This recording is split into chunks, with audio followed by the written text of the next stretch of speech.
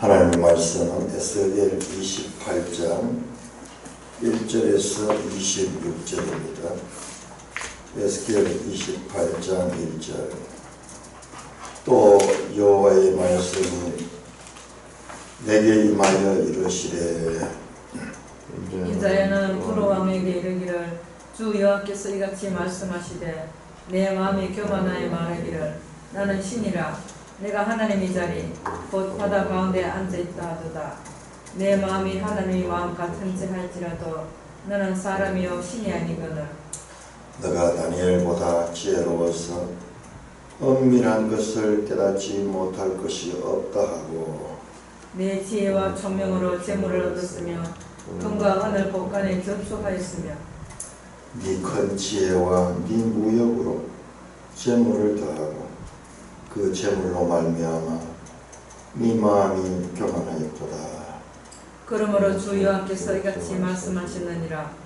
내 마음이 하나님의 마음 같은지 하였으니 그런즉 내가 이방인 곧 여러 나라의 강포한 자를 거느리고 와서 너를 치리니 그들이 칼을 빼어 내 지혜의 아름다운 것을 치며 네 영화를 더럽히며 또 너를 구덩이에 빠뜨려서 너를 바다 가운데에서 죽임을 당한 자의 죽음같이 바다 가운데서 죽게 할지라. 내가 너를 죽이는 자 앞에서도 내가 하나님이라고 말하겠느냐? 너를 치는 자들 앞에서 사람일 뿐이요 신이 아니라. 내가 이방인의 손에서 죽기를 할례받지 않은 자의 죽음같이 하리니 내가 말하였음이니라. 주 여호와의 말씀이니라 하셨다 하라. 여호와의 말씀이 또 내게 임하여 이르시되 인자야 두로 왕을 위하여 슬픈 노래를 지어 그에게 이르기를 주 여호와의 말씀에 너는 완전한 도장이었고 지혜가 충족하며 온전히 아름다웠도다. 너가 저기 하나님의 동산 에덴에 있어서 각종 보석 곧 홍보석과 황보석과 금강석과 황옥과 홍만호와 청옥과 청보석과 남보석과 홍옥과 황금으로 단장하였으며 너가 시험을 받던 날에 너를 위하여 소고와 비파가 준비되었도다. 너는 기름 부음을 받고 지키는 거룩임이여 내가 너를 세우며 내가 하나님의 성산에 있어서 불타는 돌들 사이에 왕래하였도다. 너가 시험을 받던 날로부터 네 모든 길이 안정하던 마침내 내게서 불의가 드러났도다. 내 무역이 많음으로 내 가운데 강포가 가득하여 내가 공짜였도다. 너 지키는 그루가 그러므로 내가 너를 더럽게 여겨 하나님의 산에서 쫓아냈고 불타는 돌들 사이에서 멸하였도다. 네가 아름다움으로 마음이 교만하였으며 내가 영화로움으로 내 지혜를 더럽혔으며 내가 너를 땅에 던져 왕들 앞에 두어 그들의 구경거리가 되게 하였도다. 내가 죄악이 많고 무역이 불의함으로 내 모든 성수를 더럽혔으며 내가 내 가운데서 불을 내어 너를 사르게 하고 너를 보고 있는 모든 자 앞에서 너를 땅 위에 죄가 되게 하였도다. 만민 중에 너를 아는 자가 너로 말미암아 다 놀랄 것이며 너가 공포의 대상이 되고 네가 영원히 다시 잊지 못하리로다 하셨다 하라. 여호와의 말씀이 또 내게 임하여 이르시되 인자야 너는 얼굴을 시돈으로 향하고 그에게 예언하라. 너는 이르기를 주 여호와께서 이같이 말씀하시되 시도나 내가 너를 대적하느니 내 가운데서 내 영광이 나타나리라 하셨다 하라. 내가 그 가운데서 심판을 행하여 내 거룩함을 나타낼 때에 무리가 나를 여호와인 줄을 알리라. 내가 그에게 전염병을 보내며 그의 거리에 피가 흐르게 하리니 사방에서 오는 칼에 상한 자가 그 가운데 엎드러질 것인지 무리가 나를 여호와인 줄을 알겠고 이스라엘 족속에게는 그 사방에서 그들을 멸시하는 자 중에 찌르는 가시와 아프게 하는 가시가 다시는 없으리니 내가 여호와인 줄을 그들이 알리라. 주 여호와께서 이같이 말씀하셨느니라. 내가 여러 민족 가운데 흩어져 있는 이스라엘 족속을 모으고 그들로 말미암아 여러 나라의 눈앞에서 내 거룩함을 나타낼 때에 그들이 고국 땅 곧 내 종 야곱에게 준 땅에 거주할지라. 그들이 그 가운데 평안히 살면서 집을 건축하며 포도를 만들고 그들의 사방에서 멸시하던 모든 자를 내가 심판할 때 그들이 평안히 살며 내가 그 하나님 여호와인 줄을 그들이 알리라. 하나님 아버지, 오늘 감사합니다. 역사를 주관하시며 나라의 흥망생사를 주관하시는 하나님 아버지, 그 하나님의 권능 앞에 티끌보다 못한 죄를 사랑을 잊게 하시고 또한 그 하나님을 알 수 있도록 특별한 은혜를 베풀어 주시니 감사합니다. 예수님 이름으로 감사하며 기도드리옵나이다. 아멘. 26장에서 28장까지 아주 긴 내용이 두로에 대하여 예언하는 말씀으로 이어지고 있습니다. 두로는 상업국가인데 그 상업이 그들을 부유하게 했고 그 결과 그들이 교만하게 되었고 그들을 부유하게 만든 것은 그들의 지혜였습니다. 아주 머리가 쩍어납니다. 사업하는 사람들을 이렇게 만나보면 저는 뭐 사람이 좀 비슷한 줄 알때 이렇게 쭉 만나가지고 대화를 해보면 그 생각이 달라요. 되게 현실적이고 그리고 그 머리가 기민하게 잘 돌아가면서 그 결단력이 빠르고 판단력이 종합적으로 쭉 판단해가지고 그렇게 하지 않으면 사업을 할 수가 없는 거예요. 사업하는 사람들이 뭐 학자같이 뭐 이랬다가 저랬다가 그림 그린 사람같이 이래 그렸다가 안 되면 다시 치우고 다시 그리고 이런 식으로 사업이 할 수가 없습니다. 아주 지혜로운 그리고 또한 아름다웠다고 합니다. 아름다웠다. 완벽했다. 퍼펙트했다. 이게 나중에 사탄으로 연결이 되는데 사탄이 가지고 있는 그와 같은 속성들을 그는 가졌다. 자, 그렇다면 상업 자체는 악하고 더럽고 우리 그리스도인들이 추구해서는 안 되는 것인가?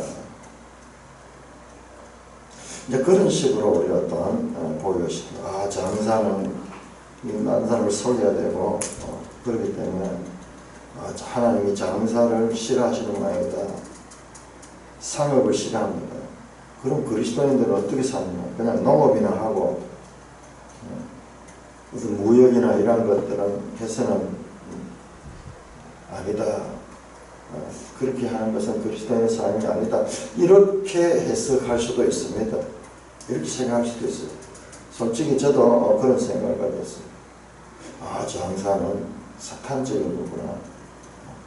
그렇게 생각합니다. 그런데 그것은 너무나 소아적인 생각이고 성경을 해석하는 데 있어서 그렇게 해석하면서 우리가 흔히 빠질 수 있는 그와 같은 생각입니다. 인생이 그렇게 단순하지 않고 세계가 그렇게 이 성경 속에 나오듯이 그렇게 축약되어 있지 않은 역사를 보면 이 교역을 많이 한 나라들이 어떻게 되느냐, 이 나라들이 잘 살 뿐만 아니라 인간에 대한 이해가 넓습니다. 그래서 타인을 존중합니다. 좋은 장사꾼은요, 소비자를 무시하고서는 좋은 장사꾼이 될 수가 없습니다. 소비자가 왕이다 하는 말이 나올 정도로 어설픈 장사꾼은요, 소비자를 무시합니다. 자기 이득만 취합니다. 그러나 그렇게 해서는 그 장사를 오래 할 수가 없습니다. 다 일찍 문 닫습니다. 어떤 면에서는 인간관계를 중요시하고 그리고 신뢰를 가지고 성실하게 좋은 물건을 제공하기 위해서 장사라고 해야죠. 그냥 하나도 힘들지 않고 그냥 돈 버린다 그렇게 생각하기 쉬운데 천만의 말씀. 전 세계 위험을 무릅쓰고 그렇게 하면서 좋은 물건들을 찾고 구해가지고 그렇게 해서 그렇게 일하면요. 농사 짓는 사람이 오히려 더 악할 수 있어요. 왜냐하면 농사 짓는 사람은요. 한 자리에 정주해가지고 안정됩니다. 그 나름대로도 뭐 위험 요소가 없는 건 아니지만 그 날씨에 따라 가지고 여러 가지 뭐 병충해에 따라 가지고 농사도 실패할 수도 있고 그렇지만 그러나 이 장사하는 사람들과는 비교할 수 없을 정도로 안정되고 모든 것이 예측 가능합니다. 그러다 보니까 생각하는 폭이 아주 좁습니다. 여러분 유목민족과 그리고 그냥 일찍부터 이 정착해서 살고 있는 농업 중심의 민족들의 삶이요. 우리가 어떻게 생각하면은 농업적이고 정주에서 사는 사람이 안정적이고 그러니까 그 사람들이 순박할 것 같고 그럴 것 같지만요. 결코 그렇지 않습니다. 자, 우리가 가까운 북한을 보십시다. 북한은 세계 무역이 거의 없습니다. 왜 그러나 그러면 그 체제를 유지하기 위해 가지고 그런 거예요. 무역보다도 그 체제가 불안전하기 때문에 거짓된 나라이기 때문에 세계와 교통하게 되고 온갖 문물이 들어오게 되면 자기들이 얼마나 거짓되고 잘못된 것이 드러나기 때문에 그것을 통제합니다. 자력갱생 존중하게 하고 우리 민족끼리를 강조합니다. 근데 보세요. 그 악의 그 핵이 악의 실체입니다. 많은 교류를 하게 되면요. 그런 면에서 깨어납니다. 통치자도 그렇고 그 백성들도 깨어납니다. 정반대예요. 우리 생각으로 소박하게 오늘날 환경론자들이 그런 이야기는 야 개발하지 말고 저 옛날같이 저 강에 개구리도 살고 그렇게 하도록 그렇게 해야 되지 왜 저렇게 뭐 4대강 개발한다고 해가지고 보도 만들고 뭐 이렇게 해가지고 자연을 파괴하는가. 언뜻 들으면 그 말이 맞는 것 같아요. 심지어는 어디에는 뭐 도룡뇽 때문에 도룡뇽이 없어진다고 그래서 개발 못하게 한다고 하고 이러는 거예요. 일면 그들의 말이 맞는 것 같지만 전반적으로 그들은 아직까지 우리는 지금 무역을 가지고 세계를 교제하면서 이렇게 지금 우리가 대한민국 이와 같은 당군 일의 최고의 부와 이 세계적인 그와 같은 그 명예를 가진 나라가 되었는데 아직도 그런 생각입니다. 그렇죠. 물론 자연을 보호해야 됩니다. 거기에 대한 것은 우리가 끊임없이 대안을 만들어내고 그렇게 해야지 지속 가능한 발전이 될 수 있어요. 환경을 이 개발 독재 시대는 환경은 생각하지 않고 일단은 그렇게 했는데 북한을 보면 알아요. 북한은 자력갱생하고 우리 민족끼리 하고 주체성을 가지고 그렇게 했는 결과 세계 최악의 빈민국이 되었고 그런 환경은 잘 보존되느냐. 산에는 나무도 없고 비가 오면 늘 홍수가 나고 온통 나라는 핵으로 인해 가지고 오염은 더 말할 수 없이 더 오염이 되었어요. 착각하면 안 돼요. 우리는 성경도 공부해야 되고 역사도 봐야 됩니다.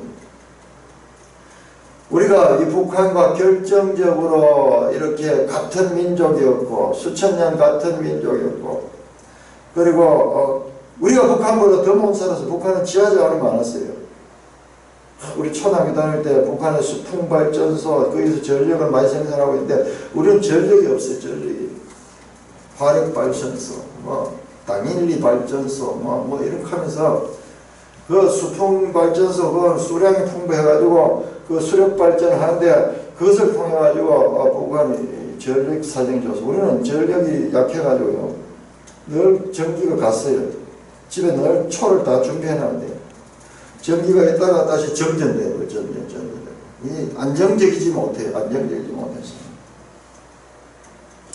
그런데 우리는 저쪽에 북한에는 김일성에 돌아가 공산주의 사상을 가지고 이 땅에 유토피아를 이룰 것이 그렇게 했지만 이승만 대통령이 어디서 미국에서 공부를 해서 미국에 가지고 있는 그와 같은 자본주의 정신을 배워가지고 그 미국의 자본주의 정신이 어디에서 나온 거예요? 그게 바로 프로테스탄트 정신이잖아요.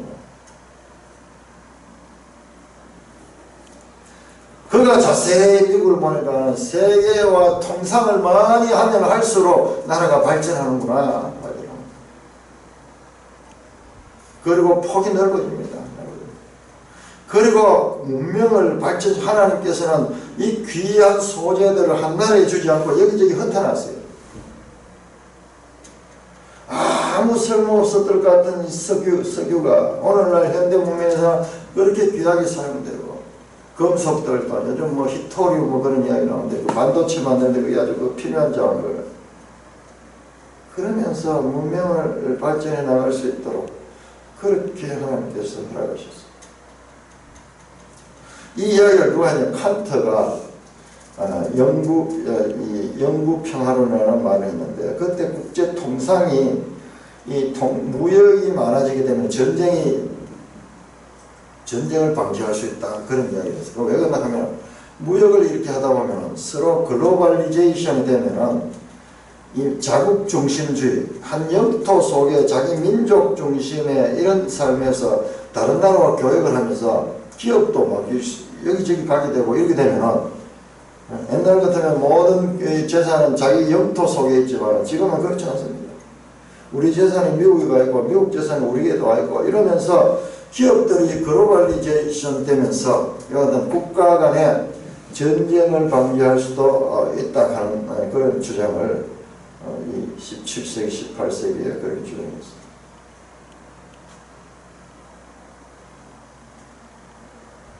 그래서 우리가 이와 같이 하나님께서 두로를 심판한다, 두로가 장사꾼이 되어서 우리 그리스도인을 상업을 해서는 안 된다 하는 이런 아주 이 초보 신앙을 할 적에 그런 생각을 많이 하게 돼요. 우리는 이 역사와 더불어서 문제는 이들이 교만했다는 것입니다. 2절에 보니까는 너는 두로왕에 대해 이르기를 주 여호와께서 이같이 말씀, 네 마음이 교만했다. 그래서 나는 신이라 내가 하나님 자리 곧 바다 가운데 앉았다. 자, 이거 한번 보세요. 우리가 성경을 어떻게 볼 것인가? 성경을 어떻게 볼 것인가? 자, 교만의 출발은요, 사탄으로부터 시작합니다. 사탄이 사람에게 와서, 에덴 동산에 와서 정말 온전한 아름다움으로 지음을 받은 그 사람, 하나님의 모양과 형상을 따라 지음을 받은 그 사람이 와서 네가 하나님같이 될 수 있다. 지금 그 말이잖아요. 나는 신이다. 그 말이잖아요. 사람이 하나님이 될 수 있다. 그 속삭임을 주고 인간을 타락케 한 자가 사탄입니다. 그 마음을 교만케 합니다. 그래서 교만은 패망의 선봉이다. 잠언 16장 18절에 그렇게 합니다. 교만은 안 되는 거예요. 근데 우리는 조금만 뭔가 내가 재능이 있고 조금만 심지어는 성경을 조금만 알아도 돼요. 얼마나 교만했는지 몰라요. 교만하면 멸망한다는 그와 같은 사상을 담고 있는 성경을 많이 아는 사람도 성경 때문에 또 교만해집니다. 그럴 정도로 인간은 지혜가 많아도 외모가 아름다워도 육체가 강해도 모든 것이 자기 자신이 교만하게 되는 그와 같은 기회로 삼게 될 수가 있습니다. 그러면 자기를 어떻게 해요? 자기를 싫어요. 네 눈이 밝아 하나님같이 될 수 있다. 하나님같이 될 수 있다. 그러니까는 혹 하고 유혹됐습니다. 내가 하나님의 자리 곧 바다 가운데 있다 하도다. 두로가 자기가 스스로 자기가 말하는 겁니다. 내가 하나님의 자리 곧 바다 가운데 앉아있다. 우리 이사야 14장 9절에 그렇게 하잖아요. 너 아침의 아들 계명성이여 내가 지극히 높은 자와 비기리라. 내가 북극 지폐의 그 자리에 앉아서 지극히 높은 자와 비기리라 했던 그 하나님의 자리를 탐하고 있는 그와 같은 이것이 바로 사탄입니다. 이 사탄의 기원에 대해서, 사탄의 존재에 대해서 성경은 자세하게 설명하고 있지 않아요. 근데 요한계시록을 보면은 하늘에서 반역이 일어났어요. 하늘에서 반역이. 그래서 천사들 3분의 1이 반역을 했어요. 그래서 하늘에서 쫓겨납니다. 그 반역이 뭐냐? 그 하나님의 자리를 탐하는 거예요. 교만. 여기저기 흩어져 있는 성경의 정보를 보면은 지금 이거예요. 하나님의 자리를 탐하는 거예요. 그래서 반역이라고, 반역. 인류 역사에서도 반역죄는 가장 강한 벌로 다스립니다. 3족을 멸하기라, 9족을 멸하기라. 그래서 이 왕권을 유지하기 위해서는 왕을 신격화해야 돼요. 왕에 대해서는 조금이라도 그런 이 생각을 가지지 못하도록 엄한 벌로서 반역죄를 다스립니다.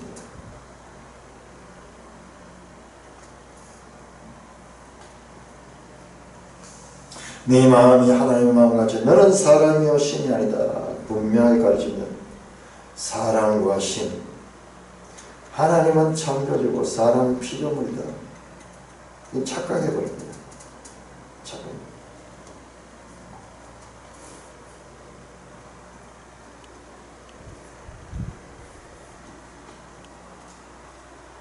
바다 가운데 앉아있으면서 하나님의 자리 곧 바다 가운데 앉아있다. 자, 우리 여기서 아주 중요한 것을 우리 하나 볼 수 있는데요. 자, 요한계시록 17장. 요한계시록 17장.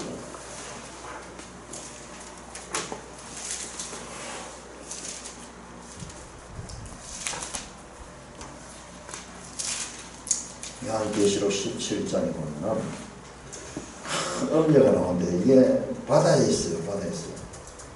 요한계시록 17장 1절입니다. 또 일곱 대접을 가진 일곱 창사 중 하나가 내게 와서 이르되 이리 오라. 많은 무리에 앉은 큰 음녀가 받을 심판. 이게 두로와 지금 연결되어 있어요. 바다 가운데 앉아있다. 많은 무리에 앉아있다. 성경은 이 계시록은 그를 갖다 큰 음녀라고. 큰 음녀. 이 큰 음녀는 모든 것들의 끝판왕이에요. 끝판왕. 지금 두로라든지 바벨론이라든지 아수르라든지 이런 나라들 다 못하는 거예요. 다 못하는 거예요. 이것들의 최종적인 그와 같은 모습이에요. 자, 큰 음녀가 누구냐 그러면 2절에 보니까 땅의 임금들도 그와 더불어 음행하였고 땅에 사는 자들도 그 음행의 포도주에 취했다. 만국을 지배하는 거예요. 땅의 임금들, 복수, 땅에 사는 자들, 모든 백성들.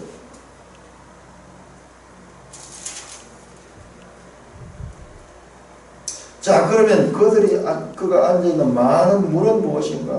많은 물은 무엇인가? 15절에 나오네요. 15절에. 또 천사가 내게 말은 네가 본 음녀가 앉아있는 물은 백성과 무리와 열국과 방언들이니라. 여기에 요한계시록에 이 많은 물은요, 이건 세계를 가진 사람들, 나라들, 백성과 무리와 열국과 방언들이다. 이 방언이 왜 나오느냐? 이 모든 이 나라들 한번 보세요. 나라들, 이 지역적으로 다르고 인종적으로 다른 이 나라들의 이 특징이 뭐냐? 언어가 달라요. 언어가.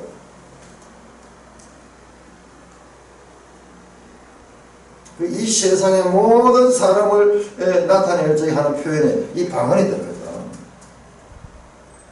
백성과 무리와 열국과 가운데다.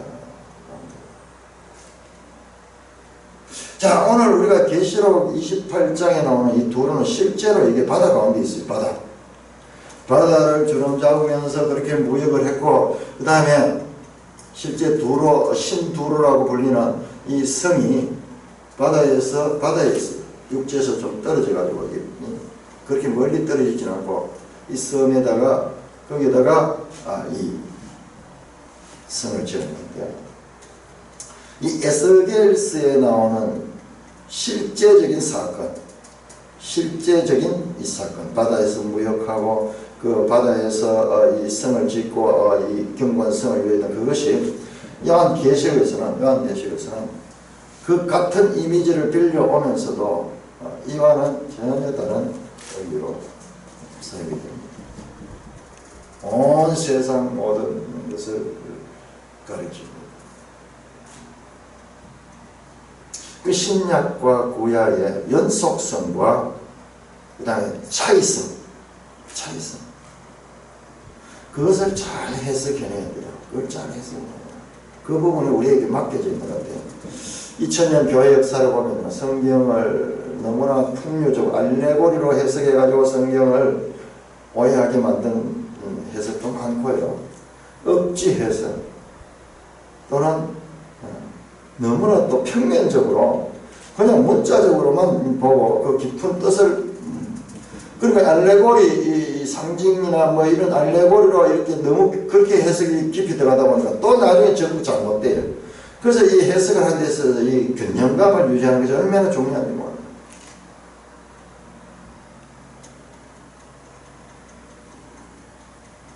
두로의 경우가 문자적인 그런 바다에서 무역을 하고 그다음에 바다에 성을 짓고 있는데 요한계시록에도 그 이미지가 오는데 그러나 그 이미지는 더 확대되고 그리고 더 깊은 의미로 적용되고 있고, 그리고 여기 나오는 이 요한계시록에 나오는 음녀는 바벨론이야. 지금 왜 바벨론이냐? 지금 여기 이 반대로 여기 지금 두로는 바벨론에 의해서 이 공격을 당하거든요. 공격을 당하는데 오히려 이 두로의 모습이 바벨론이 되는 것은 여기서는 어떤 특정 나라보다도 제가 볼 때는 바벨탑의 그 바벨이에요. 바벨탑. 창 11장 바벨탑 세워졌잖아요. 바벨탑이 세워졌잖아요. 창세기 11장에.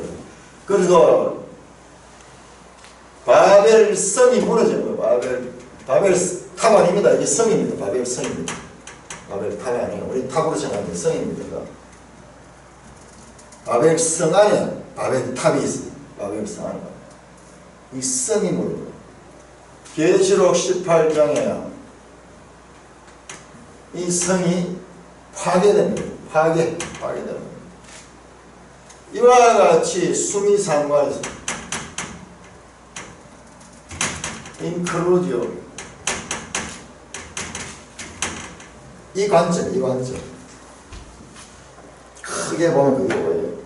우리 자칫자로 보면은 이걸 어떤 글이 뭔데 크게 보면은 이 바벨성이란 인류 역사의 처음도 반역의 역사, 하나님을 대적하는 역사였고 그 대적하는 자들은 마침내 마지막에 심판당한다는 그 큰 그림이 그 속에 있습니다.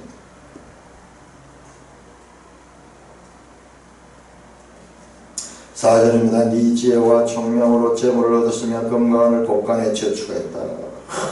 돈을 얻어가지고 많은 저축을 하고 평생 먹고 살고 자자손손 먹고 살 수 있도록 부를 축적했습니다. 5절입니다. 네 큰 지혜와 네 무역으로 네 재물을 더하고 그 재물을 말하면 네 마음이 고였다. 지혜가 얼마나 좋습니까? 네 큰 지혜 하나님도 인정해요. 내 큰 지혜와 네 무역 그 재물로 말미암아 네 마음이 평안했다. 이 큰 지혜를 가지고 하나님을 알고 그 큰 무역을 했는 그 재물을 가지고 하나님을 위하여 사용할 수도 있을 텐데, 자 그러면은 우리가 이 물질 관계를 어떻게 다뤄야 것이냐? 그러니까 위대한 사상이 바로 이 종교개혁 사상이요. 종교개혁자들의 사상은 정말 위대합니다. 특별히 프로테스탄트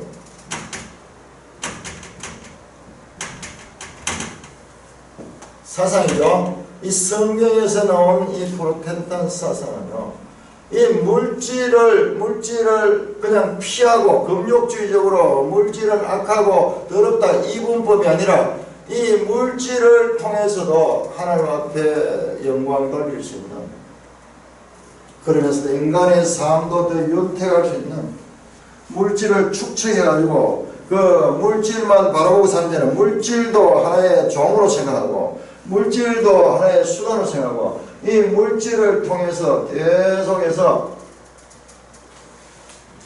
기업을 발전시키고, 이게 우리 개인 기업이 나온 것이 여기서 나왔어요. 이전엔 개인 기업하는 게 없었습니다. 여기서 기업가 정신도 나오게 되고 나중에 산업혁명이 나오고 이런 것들도 다 이와 연관이 있습니다. 여기에 뭐냐, 여기에 사상 중에 개인주의입니다. 개인주의. 자, 앞에 나왔잖아요. 연자제가 아니라, 연자제가 아니라 그 아버지의 죄가 그 자식에게 이어지는 것이 아니고 그 아들의 죄가 또 아버지에게 이어지는 것이 아니라 다 개인적이다, 독립적이다. 이 사상이 에스겔서한테 이거는 어마어마한 사상이에요. 이건 우리가 지금 봤을 때는 뭐 그렇구나 이랬지만 이게 인류 역사의 사상사에 있어서 엄청난 이게 이 변화를 이룬 사상입니다. 그 이전에 인류는 그런 사상을 가진 적이 없어요. 가진 적이 없어요. 전부 집단주의예요. 전부 집단주의. 그래서 충을 강조하고 임금 앞에 나와가지고 그렇게 하고 군신 뭐 입체고 뭐 이러면서 충을 자세히 듣다 보면 전부 이 왕권을 광화하고 이 절대 권력의 도구로서 인간이 생활하는데, 성경사상에서는 개인주의가 나옵니다. 개인주의. 우리는 개인주의를 이기주의로 착각하는데 개인주의와 이기주의는 다릅니다.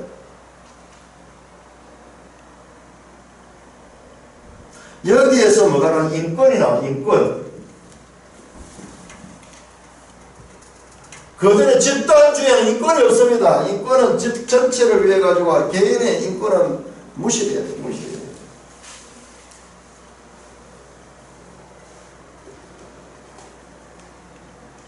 우리는 성이냐 속이냐. 가톨릭 보세요. 가톨릭 이 중시에 보면은 거대한 대성당 건축을 지어놓고 그 안에 그게 성당이라. 그게 성당이라. 그럼 사람들은 뭐냐? 자기 살고 있는 삶의 현장은 피폐하게 짝이 없어요. 비생적이고 그리고 불편하고 춥고 덥고 그리고 먹고 살 수 있는 그런 농업 기술도 없고요. 발전 안 한 거예요. 왜? 이건 속된 것이고 여기 들어오면 거룩한 거예요. 죽어서 천당 걸 생각해야지. 현실에서 주어진 자신의 능력과 이런 것을 발휘할 수도 없고 발휘해봤자 그것이 자기에게도 유익하지도 못해요. 우리나라에요. 역사 우리도 정말 비참해요.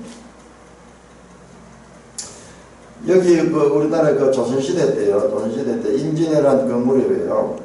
우리 여기 청도에 어느 가문에서 그 칼을 참 만드는 사람입니다. 칼을요. 그래서 그 집이 만드는 그 칼은 정말 알아주기 위해서 그래서 사람들이 많이 와서 사가기도 하고 양반들도 찾고 이러는데, 그런데 그런 사람들 보면 우리 쟁이라고 그래요. 쟁이. 그 말 자체에서 하며 천시하는 것이 있고 그 재능을 인정해 주지 않는 거예요. 그리고 이 높은 사람들이 와가지고 자 그걸 그냥 만드는 그 칼을 그냥 돈도 안 주고 그냥 빼들어가 버린 거예요. 그리고 이 주문해 놔놓고 주문은 계속 하는 거예요. 그러면 이 사람은 너무 힘이 드는 거예요. 평생을 그 재능을 가지고 자기만 고생하는 거예요. 그래 심지어는요, 자기 팔을 끊었다, 한쪽 팔을 끊었다 그래요. 한쪽만 끊어. 내가 이 재능 때문에 내가 이렇게 뭐. 그게 인류 역사였습니다. 그게 인류 역사. 임진왜란 때 우리나라 도공들이 많이 잡혀갔다 그러는데요. 그래서 일본 놈, 나쁜 놈들 그렇다 하는데 그 사람들을 다시 돌아올 수 있도록 했을 때요. 아무도 안 돌아왔어요. 아무도 안 돌아왔어요. 왜? 돌아가봤자 여기 가가지고는 그 쟁이로서 평생 굶주리면서 제대로 하면 인정 못 받는데 일본은 그걸 그 기술을 인정해주고 그래서 그렇게 많은 대우를 해주니까는 안 돌아간다. 아니 그 종놈들한테 국가가 무슨 필요가 있어요? 여기 가거나 저기 가나 다 종으로 사는데요. 누가 왕이 되든지 아무 상관없어요. 내 민족주의 이런 걸 전부 다 만들어내는 그 기득권자들의 자기 수호 사상이죠. 사람들이 주입시켜가지고 그 종들이 그 민족이 무슨 있고 뭐 국가가 뭐 있고 왕이 뭐 있어요. 인간 대접 못 받고 그런데 권력자들이 어려서부터 그런 걸 가르쳐가지고 그런 이 자기들의 통치 수단을 삼기 위한 그와 같은 사상들을 주입시켜 우리도 지금 우리 속에는 그와 같은 집단주의 사상들이 얼마나 강한지 몰라요. 그것이 분명히 필요합니다만 그러나 그것이 잘못될 경우에는 이와 같은 전체주의 파시즘으로 가게 되고 얼마나 이 기술자들이 천시를 받고 글이나 읽고 시나 쓰고 이런 것들만 대단한 것이 그렇게 우리가 그런 겁니다.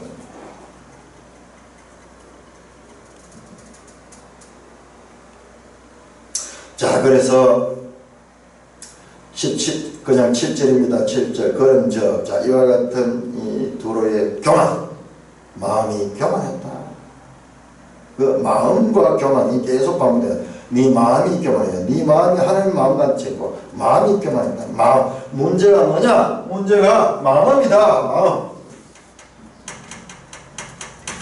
지금 이 에스겔이요 엄청난 내용이에요. 우리가 이 해석을 해야 돼. 해석을. 자, 왜 그러나 하면 에스겔서에서 가장 중요한 것이 마음이에요. 마음. 내가 새 영을 준다. 새 영을 너희 마음에 붙는 마음이 굳은 마음을 제하고 부드러운 마음을 제한다. 그런데 이 새 영이 없이 자기의 지혜만 있고 재능만 있다. 이 마음이 굳어지고 그 마음이 교만이고 마음이 교만이고 행동의 원인되는 그 부분에 대한 변화가 없이는 사람이 바뀔 수 없습니다. 이제 신약으로 가까이 와가면서 이제 포로기가 오면서 기본에 지금까지 주로 드러난 행동을 나타내는데 이제 그 마음을 집중적으로 지금 말씀하고 있습니다. 그런즉 7절입니다. 내가 이방인 곧 여러 나라의 강포한 자를 거느리고 와서 너를 치니 그들이 칼을 빼어 내 지혜의 아름다움을 치면 네 영화를 더럽혀 너를 구덩이에 빠뜨려 너를 바다 가운데서 죽임을 당한 자의 죽음같이 바다 가운데서 죽게 할지라. 교만은 패망의 선봉이다. 대깔꼬만이에요.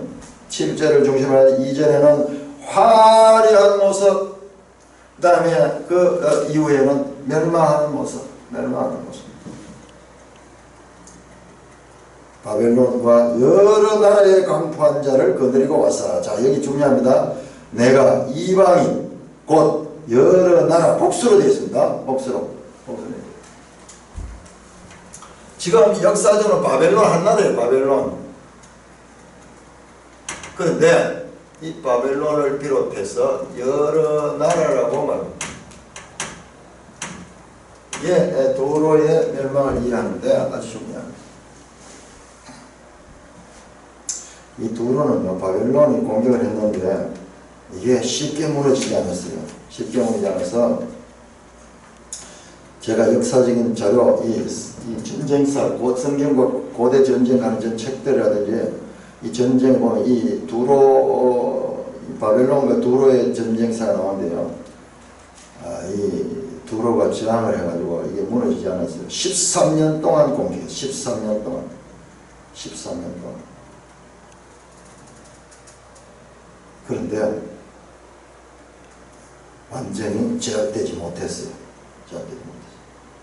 바벨론 또한 오래가지 못합니다. 바벨론 또한 오래가지 못하고 530년 되면 40년, 30년 이때부터 합세태죠. 그러면 두로를 완전히 뒤에 보면 완전히 멸망시키는데 그 멸망시키는 바벨론이 아니에요. 그 여러 나라 가운데 시간이 더 지났습니다. 여기서 지금 우리 하나님의 시간을 우리가 알아야 되는데 우리는 다른 데 밖에 하지만 이 두로는 여러 날 통해서 이게 알렉산더 시대예요. 이게 BC 300년경 알렉산더가 두로를 완전히 멸망시킵니다. 제가 어제 보니까 그 여러분 가지고 있던 그 퀘스트 성경 거기에 보니까 그 내용이 나오더라고요. 그 전쟁사를 보면 이 도로가 바다 가운데 있다고 그랬잖아요. 그래서 이 도로를 멸망시키는데 알렉산더가 여기도 힘이 들었어요. 나중에 앞에서 그 말씀드렸듯이 그 도로 이 육지 쪽에 있는 그 도로 성을 무너뜨려가지고 그 성의 돌들을 다 바다에 내가지고 방파제를 만들고 거기에서 나중에 도로를 정복했는데 거기까지가 포함이 돼요. 그런즉 내가 이방인 곧 여러 나라의 강포한 자를 거느리고 와서 너를 치르니.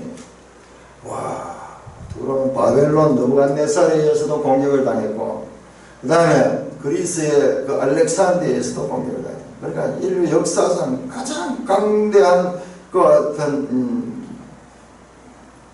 군대의 공격을 받게 됩니다. 그들이 칼을 빼어 내 지혜의 아름다움을 치며 쭉 해서 결과적으로는 같습니다. 9절입니다. 내가 하늘이라고 말하였느냐 너를 치는 자 앞서 너는 사람일 뿐이요 신이 아니라. 두로의 이 정체성을 다시 확인시켜 줍니다. 이 고대 국가에서는 자신을 신이라고 생각하는 사람들이 많았어요. 신격화시키다. 10절 너가 이방인의 손에 죽기를 할례받지 않은 자의 죽음 같으니 내가 말하였으며 주 여호와의 말씀을 하셨다. 여호와의 말씀이 또 내게 임하여 이르시되 인자야 두로 왕을 위하여 슬픈 노를 지어 그에게 이르기를 주 여호와의 말씀 너는 완전한 도장이었고. 자 여기 또 중요한 내용인데 두로 왕을 위하여 슬픈 노를 지어 애가를 지어라. 27장 2절에 처음에 시작할 때 나왔는데요. 다시 여기에 다시 애가를 지어라. 자 주여 너는 완전한 도장이었고 지혜가 충족하며 온전히 아름다웠도다. 네가 옛적에 하나님 동산 에덴에 있었어. 각종 보석꽃 항보석과 홍보석과 여러가지 이 단장했다. 갑자기 여기 에덴 동산 나오면서 지금 이 BC 600년경에 500년경에 이 두로를 저 에덴 동산에 지금 비유로 가지고 갑니다. 창세기 2장 12절에 보면 에덴 동산에도 각종 보석들이 많았어요. 각종 보석들이 많았어요. 네가 처음 너가 시험을 받던 날에 너를 위해 소고와 비파가 준비되었다. 이 말은요. 축하하고 기뻐해 준다는 거예요. 연주하면서 출생할 때 그렇게 기뻐해 주는 축하를 받았다. 너는 기름 부음을 받아 지키는 그룹이며 내가 너를 시험해 내가 항해했습니다. 아니 그런데 너는 두로 왕을 갖다 기름을 부음을 받고 지키는 그룹이라고. 지키는 그룹 천사라는 천사. 기름을 부음을 받고 지키는 그룹이라. 지키는 그룹은 보니까 에덴 동산에 인류가 범죄하고 난 뒤에 그 아담과 하와를 추방시키고 난 다음에 그 지키는 그룹 있잖아요. 불칼을 들고 지키는 그 그룹. 기름을 또 부음을 받았다. 갑자기 두로 왕이 에덴 동산의 천사로 그렇게 지금 비유되고 있습니다. 내가 너를 시험해 너가 하나님의 성산에 불타는 돌들 사이에 왕래하였도다. 지난번 계획성이 화강석 이 에덴 동산 하나님의 성산 여기가 에덴 동산입니다. 뭐 에덴 동산에 있었다는 얘기예요. 너가 지형을 받은 날로부터 내 모든 길이 완전하더니 마침내 너에서 불의가 드러났도다. 네 무역이 많으면 네 가운데 강포가 가득하고 네가 보리이다. 너 지키는 그루가 그러므로 내가 너를 들었겠다. 지금 에덴 동산과 에덴과 이 두로가 지금 막 번갈아 가면서 이렇게 혼용이 되고 있어요. 혼용이 되고 있습니다. 이렇게 두로가 됐다, 에덴 됐다, 또 두로 왕이 됐다가 그 다음에 이 천사가 됐다가 장소도 그렇고 이 모든 것들이 지금 이렇게 서로 혼용이 되면서 있습니다. 이게 똑같은 것이 이사야 14장에 나오는 바벨론 왕과 그 이 사탄의 관계가 이렇게 나왔어요. 바벨론 왕을 이야기하면서 갑자기 너 아침의 아들 계명성이요 어찌 그리 하늘에서 떨어졌느냐 하면서 그렇게 비하면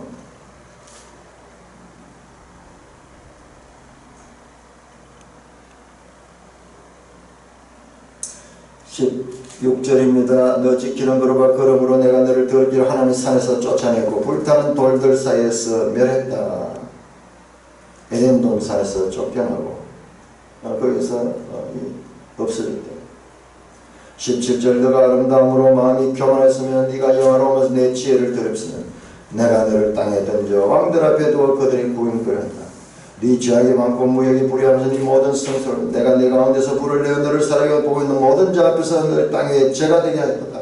만민 중에 너를 아는 자가 너로 말미암아 단언하고 내가 공포의 대상이 내가 영원히 다시 잊지 못하리라 하였다. 두로와 에덴 동산 그리고 천사와 두로가 서로 혼용되면서 마침내 땅 위에 죄가 되겠네. 멸망시켜 완전히 없어지겠네. 그래서 만민 중에 너를 아는 자가 너로 말미암아 놀랄 것이며 네가 공포에 되잖아. 네가 다시 영원히 다시 잊지 못하리라. 이 두로 왕에 가는 기사는 교만과 그에 따른 파멸, 사탄과 하나님을 대적하는 자들이 될 일을 묘사하고 있습니다. 마침내 사탄도 마찬가지로 이렇게 될 것이고 그리고 사탄의 능력을 받아서 이 땅에 사탄적인 것과 같은 지배력을 가지고 사는 자들도 영원히 다시 잊지 못하겠다. 실제적으로 두로는 역사 가운데서 없어져 버립니다. 이때 없어져 버립니다. 지금 두로가는 나라가 없어요. 네가 영원히 다시 잊지 못하리라. 자, 이 성경에서 이런 부분은 특별한 부분이에요. 이사야 14장과 에스겔 28장 이 두 부분은 정말 특별한 부분이고 사탄과 인간 왕을 서로 교차하면서 우리가 사탄에 대한 정보도 알게 됩니다. 사탄에 대한 정보. 사탄은 처음부터 설명 없습니다. 그냥 에덴 동산에 미리 존재하고 있다가 에덴 동산에 들어와서 인류를 미혹했습니다. 사탄에 대해서 우리가 지나치게 우리가 명확한 이해를 가지는 것 자체도 성경이 허락하지 않습니다. 그러나 군데군데 나와 있는 그 정보들을 보면은 우리가 이 사탄에 대해서 우리가 알 수 있어갖고 필요한 만큼만 알려줍니다. 자, 그 다음에 20절부터 23절까지는 시돈의 심판. 두로와 시돈은 같은 이웃 도시고 이 페니키아라는 나라 안에서 같은 나라입니다. 그 시돈의 멸망에 대해서 말씀합니다. 시돈에 대해서 멸망합니다. 자, 그때 어떻게 되느냐? 무리가 22절 보니까 내 거룩함을 나타낼 때 무리가 나를 여호와인 줄 알리라. 그리고 23절에도 무리가 나를 여호와인 줄 알겠고 이 두로와 시돈도 하나님을 알게 된다. 그와 같은 극심한 환란의 멸망을 통해서 하나님을 알게 된다고 말씀합니다. 자, 그리고 24절에서 26절 여기에는 다시 이스라엘 족속에 대한 말씀이 나옵니다. 자, 그래서 여기 끌어져야 될 건데 여기에 좀 묘하게 되어 있어요. 그런데 이 앞에 문장이 끊어지지 않습니다. 알겠고 이스라엘 족속에게는 이렇게 되면서 연속된 것이 됩니다. 아주 특이한 문장이에요.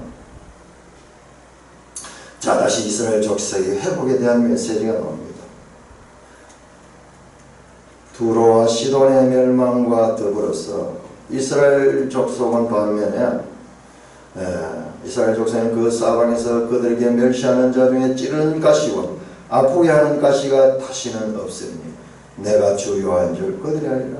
두로의 멸망과 이스라엘의 회복, 찌르는 가시와 아프게 하는 그와 같은 가시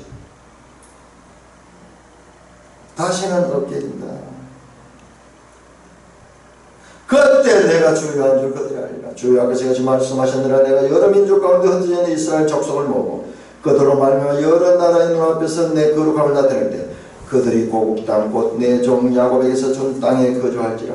그들이 그 가운데 평안히 살면서 집을 건축하며 포도를 만들고 그들의 사방에서 멸시받은 모든 자를 내가 심판할 때 그들이 평안히 살며 내가 그 하나님 여호와인 줄 그들이 알리라. 자, 우리 여기서 한 가지 깊이 생각해야 되는 거, 문제를 내겠습니다. 자, 여기에서 이스라엘 백성이 다시 돌아오는 거, 이것을 가지고 우리 교회 가운데서요, 이건 하나의 상징적인 앞날에 이 하나님 백성의 회복으로 이해하는 자들이 있고, 이게 실제 이스라엘 족속에다 붙이는 자들이 있어요. 그래서 지금 현재 이스라엘 1948년 이 땅에 돌아와가지고 살고 있는 그들을 가르치는 말씀이다. 그렇게 해석하는 자들도 있어요. 자, 우리가 그 문제를 한번 생각을 하면서 계속 이어지는 내용들을 합니다. 자, 그 이스라엘이 회복에 대한 그때 그들이 정말 평안을 누리는 그와 같은 것을 우리가 말씀하고 있습니다. 자, 이 두로의 심판, 그 두로의 심판 속에 이스라엘의 회복에 대한 메시지가 또한, 자, 29장에 보면 이제 애굽에 대한 심판이 나오는데, 그러면 두로의 멸망과 애굽의 멸망 그 사이에 이스라엘의 회복의 메시지가 또한 위치하고 있는 것도 우리가 중요하게 봐야 될 것 같은 것입니다. 찬송가 278장